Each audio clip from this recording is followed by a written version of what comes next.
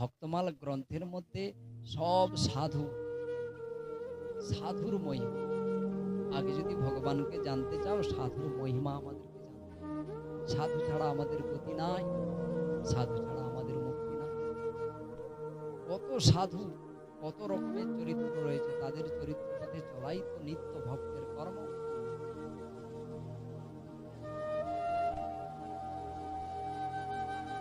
ফলে না, এক সাধু তিনি সাধু সেবার জন্য ঘরে যা কিছু থাকে সব তুলে নিয়ে যে বিক্রি করে সাধু সেবা। এখন উত্তরপ্রদেশের ঘটনা শুনুন, সাধু সেবার কিরকম ফল, আর সাধু সেবাতেই কিভাবে মুক্তি লাভ হয়।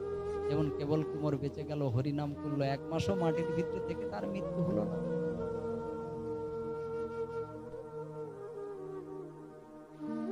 সেই রকম একজন সাধু ভক্ত, সে সব সময় সাধু সেবায় দিতে থাকতো। বাড়ির যা জিনিসপত্র আছে সব বিক্রি করেও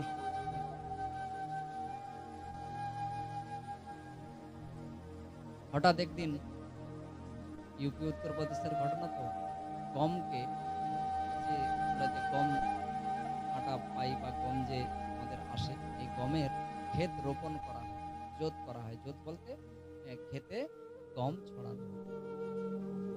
ঘর থেকে 1 ঝুড়ি গম নিয়ে বেরিয়েছে ক্ষেতে জোত করা।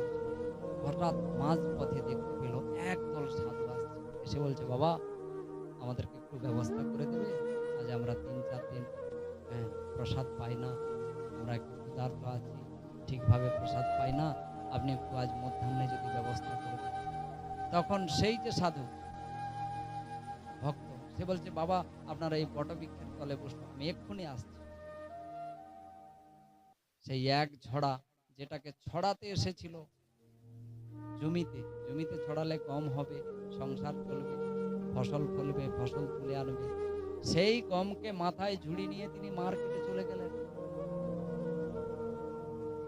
সেই বিচালি গমকে তিনি বিকে দিলেন, তার থেকে অর্থ এনে সেই বটবৃক্ষের তলায় 4-5টা ইট লাগিয়ে চুলা তৈরি করে, রুটি চাপাটি তৈরি করে, আলুর মাখনা তৈরি করে, সুন্দর করে সাধুদেরকে কলাপাতা দিয়ে সুন্দর করে গোবিন্দকে ভোগ লাগিয়ে সেবা লাগে। মনে দুঃখে ঝুড়িটি কাঁধে করে নিয়ে, মাথায় করে নিয়ে কাঁদতে কাঁদতে, হে ভগবান, বাড়িতে আমাদের কেউ তেমন ভাবে আমাকে কেউ পছন্দ করে না, কিন্তু আমি তো সব বাড়ির যা জিনিস ছিল সব বিকে সাধু সেবা করি। শেষ পর্যন্ত এই ঝুড়িতে করে গম খানা নিয়ে যাচ্ছি। এই বিচালি গমগুলোকে খেতে ছড়িয়ে দেব, পরে খেতে বড় বড় গম গাছ হয়ে গম হবে, তার থেকে তোমায় সেবা দেব, প্রসাদ পাবো, সাধু সেবা করব।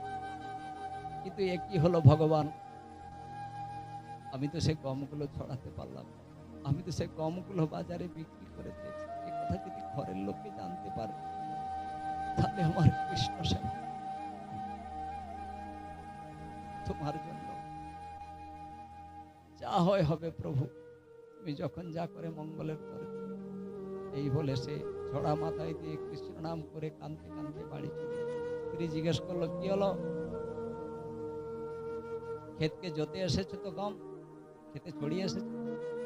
তিনি একটা মিথ্যা কথা বললেন, হ্যাঁ হ্যাঁ হ্যাঁ হ্যাঁ আমি ছড়িয়ে এসেছি, এবছর খুব ভালো গম হবে। কিন্তু মনটা তার ফেটে যাচ্ছে, কেন? গম বাজারে বিক্রি করে সাধু সেবা দিয়ে।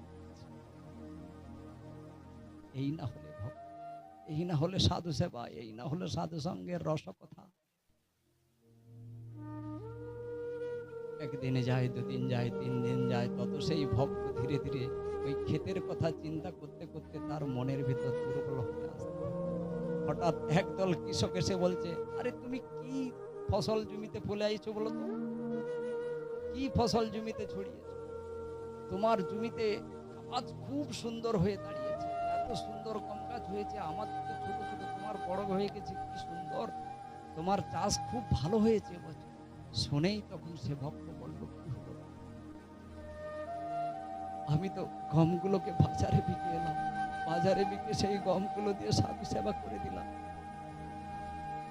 আমার জমিতে গম রচনা করলো কে? আমার জমিতে কে গম বনে দিয়ে এলো? ছুটতে ছুটতে গিয়ে দেখলো সত্যি তার যে ক্ষেত্রটা রয়েছে সেই ক্ষেত্রটা সব থাকতে বেশি সুন্দরভাবে গম চাষ হয়েছে, আর সেই গমগুলি থেকে সুন্দর করে ফসল ফুলেছে। এমন অবস্থা দেখে সবাই বলল, কি হলো? কি একদিন দুদিনের ভেতরে এমন ভাবে হতে পারে? হতে পারে। সাধু সেবার ফল, সাধু সেবাতে সব হতে পারে। তাই সেই কৃষক দৌড়তে দৌড়তে এলো, গোবিন্দের চরণে পড়ে গিয়ে বলছে, প্রভু অন্তর্যামী ভগবান, তুমি তুমি আমার অন্তের কথা জানতে পারলে, যে আমি সংসারে যাতে গালাগালি না খাই, যাতে বকাবকি না পাই, তার জন্য তুমি রাত্রে গম রচনা করছো। সত্যি বাজারে গিয়ে স্বয়ং গোবিন্দ ভগবান কৃষ্ণ ঝুড়িতে করে গম কিনে এনে রাতে ওই যে ভক্ত গম বেচে সাধু সেবা দিয়েছিল, তার জমিতে ভগবান শ্রীকৃষ্ণ নিজেই গম ছড়িয়েছিল। আর সেই গম বড় হয়ে 4 দিনের মাথায় আবার ফসল ফলে গিয়েছিল। এগুলি কি? এগুলি শুনলে আমাদেরও বাস্তব লাগে, কিন্তু বাস্তব। ভগবান যখন যা করে মঙ্গলের তরে, তিনি বলছে তুমি আমার পূজা করো, আমায় সেবা দাও, আমার ভোগ লাগাও। তার থাকতে বেশি আমার ভক্ত, আমার বৈষ্ণব, আমার সাধুকে তুমি সম্মান দাও, আমার সাধুর সঙ্গে সঙ্গ করো, সাধুকে সেবা দাও, এতে আমি বেশি প্রীত হই। এসব ঘটনা ভক্তমাল গ্রন্থে রয়েছে। পদে পদে সাধুর মহিমা রয়েছে। সাধু যে কৃষ্ণ সেবা দেয়, সাধু যে ভক্ত সেবা দেয়, তার মহিমা কীর্তন কি আছে আমরা দেখি না, তাই বুঝতে পারি না।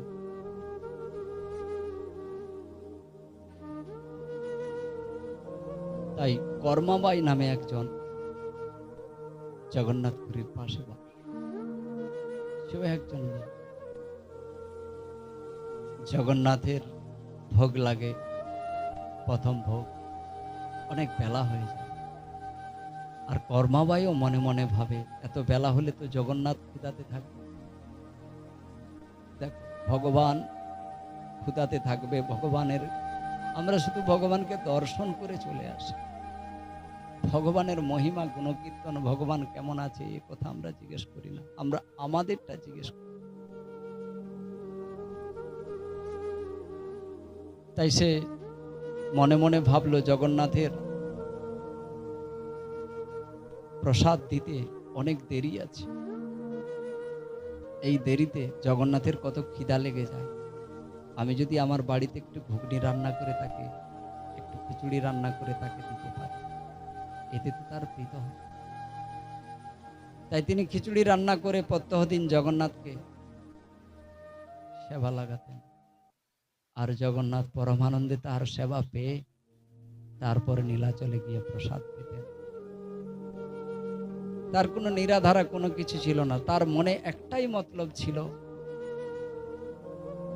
যে ফার্স্ট সকালে উঠে যে করে হোক আগে জগন্নাথের প্রসাদ অর্থাৎ খিচুড়ি প্রসাদ আমাকে তৈরি করতে হবে। তাই তিনি দাঁত মাঞ্জন করতো না, স্নান করতো না, কিছু করতো না, সেই বাসি কাপড় চুপড় পরা থাকতো।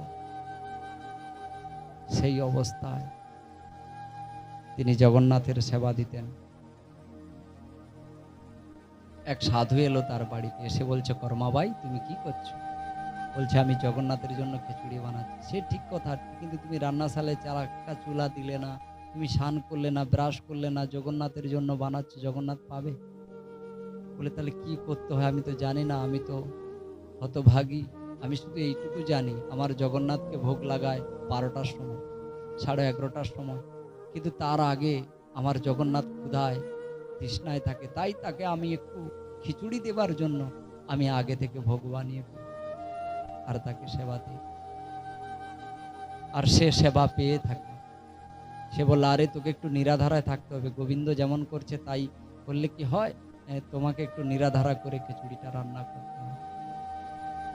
এই বলে মাগো তারপরের দিন সেই চুলা চাকা দিল, স্নান করলো, আহ্নিক করলো, বাসন কুসন ভালো করে ধুয়ে পরিষ্কার করে রাঁধতে রাঁধতে বেলা 11টা 12টা বেজে যায়। অমন সময় জগন্নাথ শীঘ্র গতিতে ছুটে এসে বলছে, মা দাও আমাকে প্রসাদ দাও, আমাকে প্রসাদ দাও, আমাকে খিচুড়ি দাও, দেরি হয়ে যাচ্ছে, আজ তাড়াতাড়ি পেতে হবে। এই তাড়াতাড়ি করে পেতে গিয়ে গোটা গায়ে জগন্নাথের যত পোশাক ছিল সব পোশাকে খিচুড়ি প্রসাদ লেগে গেল। আর জগন্নাথ গিয়ে ওখানে মন্দিরে চুপচাপ বসে আছে। মন্দিরের যত মহা পণ্ডা তারা সবাই বুঝতে পারছে জগন্নাথ কোথায় গিয়েছে। আর এদিকে কাঁদছে মা কর্মা ভাই, হায় হায় আজ দেরি হয়ে গেল, ভগবান কত আখ পাকে গরমগুলো খেয়ে নিল, না জানি তার কি হয়েছে। সেও ছুটতে ছুটতে সেই বাটি নিয়ে হাতে এসছে। এদিকে সবাই বলছে কোথায় খিচুড়ি পেলে ভগবান, যে এখন মূল প্রসাদ ভগবান পাচ্ছে না কেন, দেখো খোঁজ নিয়ে দেখো, খোঁজ নিয়ে দেখো।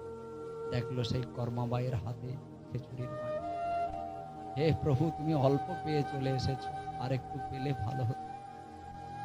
এমন উদার চিত্ত, এমন নির্মল হৃদয় না হলে তাকে ভোগ দেওয়া যায়?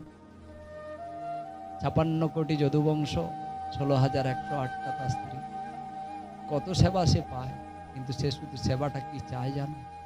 ভক্তি রস, আর কোনো কিছু নয়। শ্রদ্ধা, হৃদয় থেকে ভক্তি ছাড়া সে আর কিছু চায় না। সেই দিন থেকে কর্মবাইকে সেই সাধু এসে বলল, আমার জন্য দেরি হয়েছে, জগন্নাথের এই অবস্থা। আমি বলছি তুমি যেমন পারো তেমন সেবা দাও, আমার বলাটাই অপরাধ হয়ে গেছে, তাই তোমার এত দেরি হলো। জগন্নাথের প্রসাদ খেতে আজ অনেক দেরি হলো, হে জগন্নাথ আমায় ক্ষমা করে দাও। সবাই সেই কর্মাবাইকে নিয়ে বলল, মহাভক্তি মহারানী, মহাভক্তিশ্বরী, তুমি জগন্নাথকে নিজের হাতে খিচুড়ি খাইয়েছিলে। ভক্তের ভক্তিই লুকিয়ে আছে গোবিন্দের ইচ্ছা। সবাই চায় না, সবাই কি পায়? সবাই চায় না, যারা চায় তারা পায়। তাই ভক্তের মহিমা অপার। সবাই ভক্তি ভরে গোবিন্দের সেবা করবেন। ভক্তির ভগবান, ভক্তি যার নাই, শ্রদ্ধা যার নাই, ভগবান সে কি করে পাবে? পাওয়া সম্ভব নয়।